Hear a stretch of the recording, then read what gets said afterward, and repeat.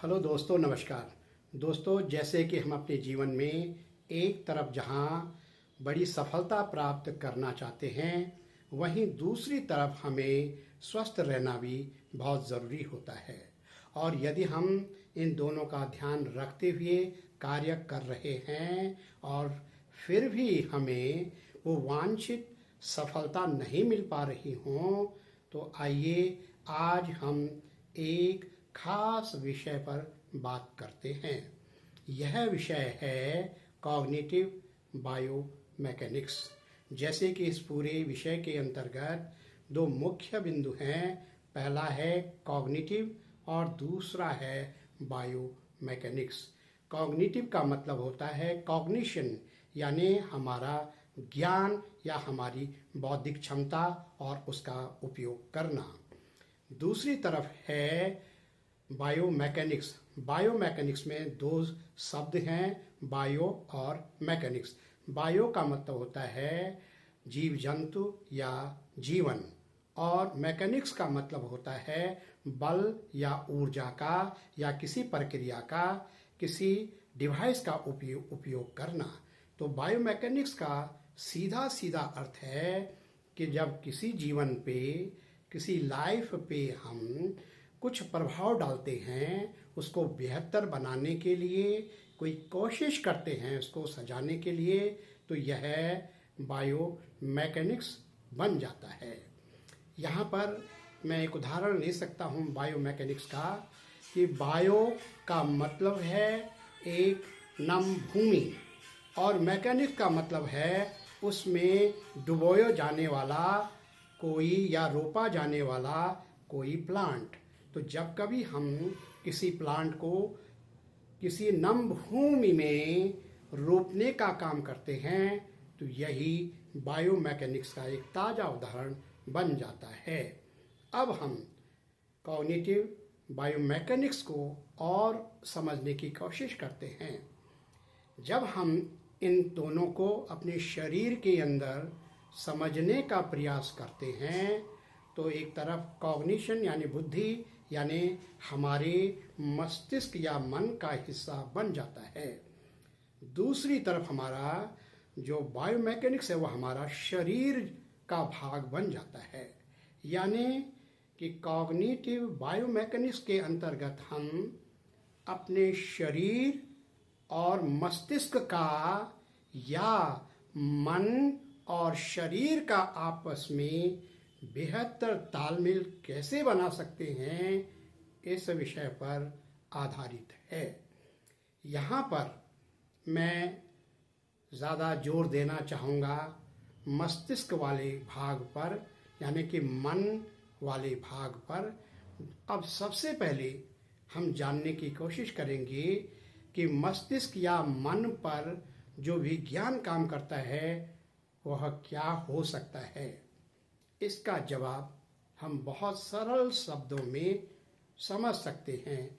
एक ऐसा विज्ञान जो हमारे मन, मस्तिष्क और उससे जुड़ी हुई तमाम प्रक्रियाओं को आपस में साइंटिफिकली जोड़ने की कोशिश करता है, उसी को ही हम मन का विज्ञान या माइंड साइंस कहते हैं।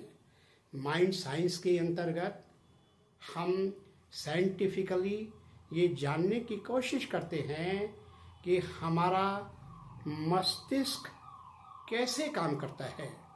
जब कभी भी हम अपने मस्तिष्क का उपयोग करते हैं सोचने के लिए, देखने के लिए, बोलने के लिए, तमाम अन्य कार्यों के लिए, हमारी भावनाओं का उपयोग हम करते हैं, और इस पूरे को हम जब किसी खास साइंटिफिक तरीके से समझने की कोशिश करते हैं, तो यही अब माइंड साइंस का भाग बन जाता है और मन की स्थिति बन जाती है जो कि मस्तिष्क से पैदा होती है।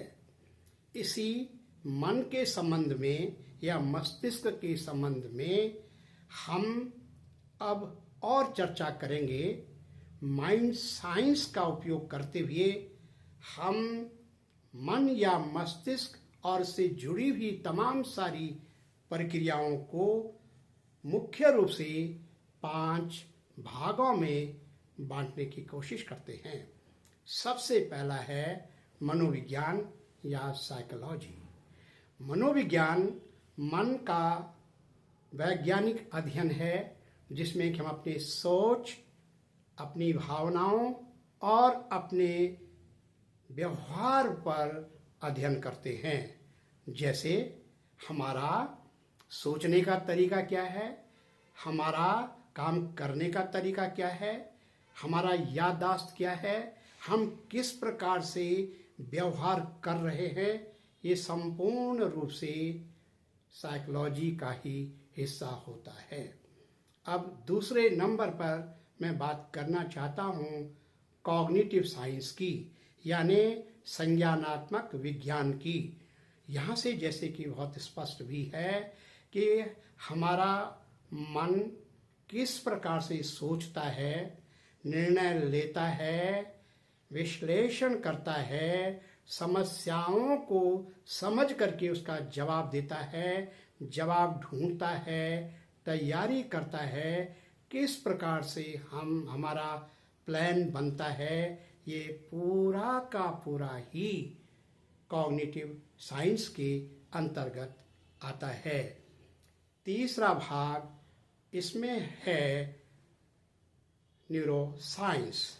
न्यूरो साइंस का मतलब होता है कि हमारा ब्रेन और हमारा पूरा नर्व सिस्टम, हमारा मस्तिष्क और हमारा तंत्रिका तंत्र पूरा कैसे आपस में जुड़ करके हमारे अंदर सूचनाओं को फैलाने का या बढ़ाने का कार्य करता है। और इसके साथ ही साथ हमारे इस तंत्रिका तंत्र और हमारे मस्तिष्क के कारण हमारे शरीर पे पड़ने वाले तमाम प्रभावों को भी न्यूरो साइंस के अंतर्गत रखा जाता है।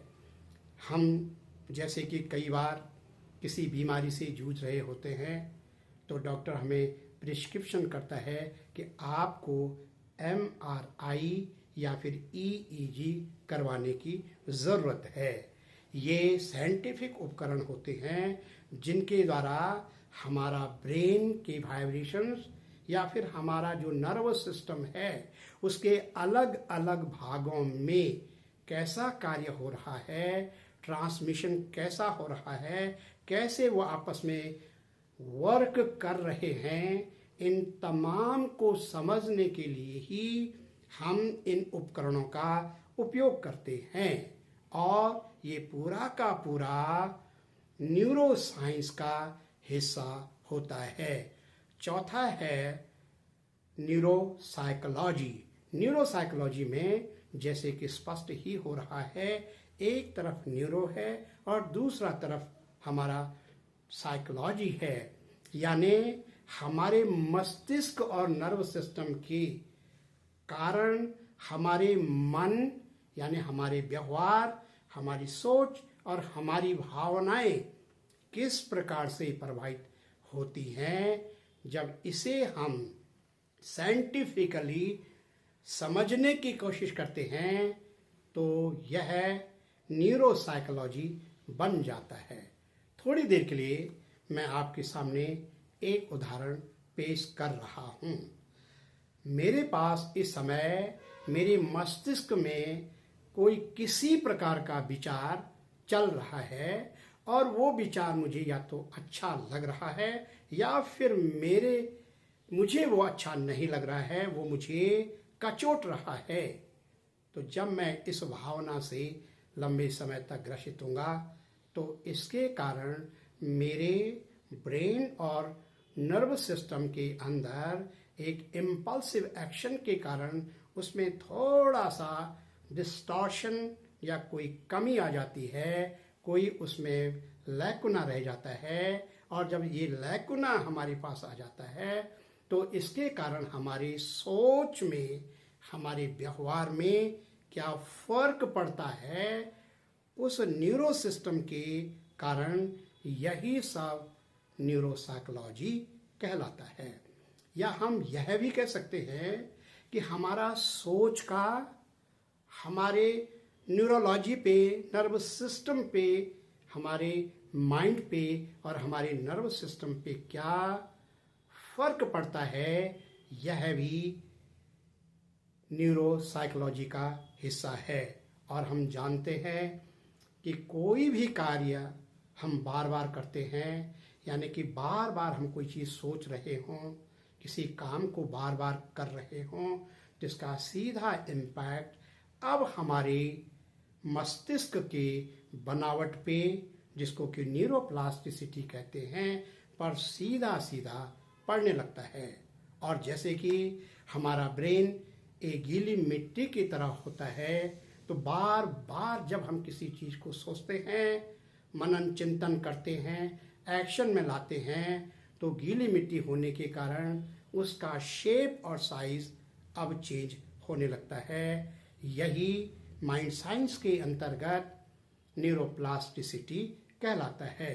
इसके माध्यम से हम ये बात मजबूत कर सकते हैं कि जैसा हम सोचते हैं या करते हैं और बार बार उस क्रिया को दोहराते रहते हैं, तो लंबे समय के बाद हमारा जो न्यूरोनल पैटर्न है, यानी हमारा मस्तिष्क और हमारा तंत्रिका तंत्र भी उसी के अनुकूल ढल जाते हैं।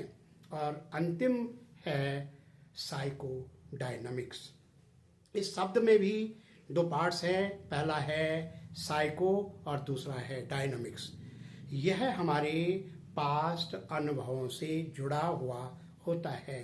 जैसे भी हमने आज तक अनुभव किया होगा जिंदगी में, अच्छाइयाँ या खराबियाँ, वह चाहे कोई व्यक्ति की स्थिति हो, वो चाहे कोई स्थान हो, जगह हो, घटना हो या कोई विषय है, उनके प्रति हमने आज तक जो भाव या जो इमेज हमारे अंदर बनी, जो स्ट्रक्चर्स हमारे अंदर बनी, वह हमें वर्तमान समय में आगे बढ़ने, रुकावट पैदा करने, एक्साइटेड होने न होने को डिसाइड करता है। इसी को ही हम साइको डायनामिक्स कहते हैं। बहुत स्पष्ट है कि इसके लिए हमारा बचपना सबसे बड़ा जिम्मेदार होता है। कहने का मतलब ये है कि यदि हमारे बचपने में हमें कहीं किसी चीज़ से ज़्यादा डर लगा, तो आज भी वह डर हमारे सामने जब कभी भी यह नाम आता है, ऐसी स्थिति आती है जिससे हमें डर लगता था, तो उस समय हम डर के साये में आ जाते हैं। यही साइकोडायनेमिक्स का एक सुंदर उदाहरण है। इसका दूसरा पहलू यह भी है कि आज हमारी जो स्थिति मन की हो चुकी है, हमारे माइंड के अंदर जो कुछ चीज़ें छप चुकी हैं, बन चुकी हैं, और यदि हमें वो किसी भी प्रकार की परेशानी दे रहे हैं या उनके कारण हम किसी प्रकार का हमें दिक्कत आ रही है, तो अब हम भविष्य के लिए इन्हें अपने मस्तिष्क के अंदर से दूर कर सकते हैं और एक नया माइंड सेट जो हमें आगे चाहिए को स्थापित कर सकते हैं। अब हमें अपने अंदर वो तमाम सारी नई इमेजेस, नई भावनाएं, नए कार्य करने की सोच रखनी होगी और बार बार उन पे काम करना होगा, उन पे एक्शन लेना पड़ेगा और बार बार उनके करीब अपने आप को रखना होगा। उन कार्यों को करते हुए अपने आप को महसूस करना होगा। इस प्रकार से लंबे समय तक हम इस कार्य को, जैसी जिंदगी हमें चाहिए, जो हम बनना चाहते हैं, पर हम लगातार काम करेंगे, तो ये एक नया फ्यूचरिस्टिक साइकोडायनेमिक्स को हम क्रिएट कर सकते हैं। इस प्रकार से साइकोडायनेमिक्स के आधार पे हम अपनी जिंदगी को जैसा ट्रांसफॉर्म करना चाहते हैं वह संभव हो सकता है। इस प्रकार से आज के इस भागते हुए युग में, जबकि हम बहुत अचीव करना चाहते हैं, सफल होना चाहते हैं, के साथ साथ हम स्वस्थ भी रहें, इसके लिए हमें माइंड साइंस बहुत लाभदायक सिद्ध होता है। धन्यवाद।